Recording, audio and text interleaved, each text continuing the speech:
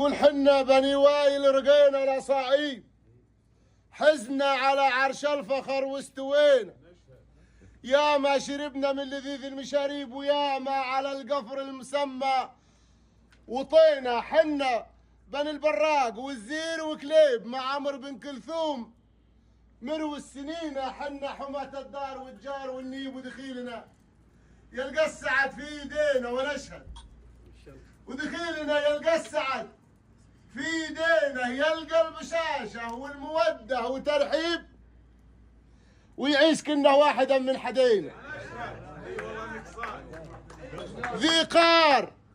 ذي قار تشهد للرجال المعاطيب، والهامة الهامرز حنا وطينا للنصر دحينا وكسرنا الاشانيب، واستبشر الهادي بنا وانتشينا ونعوضت للطيب.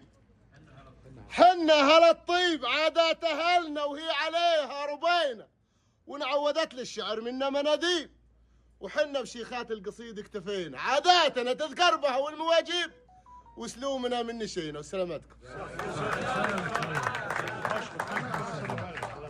الله يعافيك. يعطيك العافيه.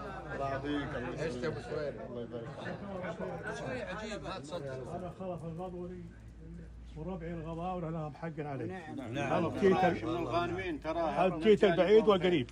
ربعي طال عمرك لهم حق عليك. ولا يستاهلون. وانا طال عمرك توسطت بابو فهد، وابو فهد ضمن لي انك تبي تجيني فنجان قهوه نص ساعه البيت، هذا دون بريده. وربعي ما راح يقبلون اي عذر.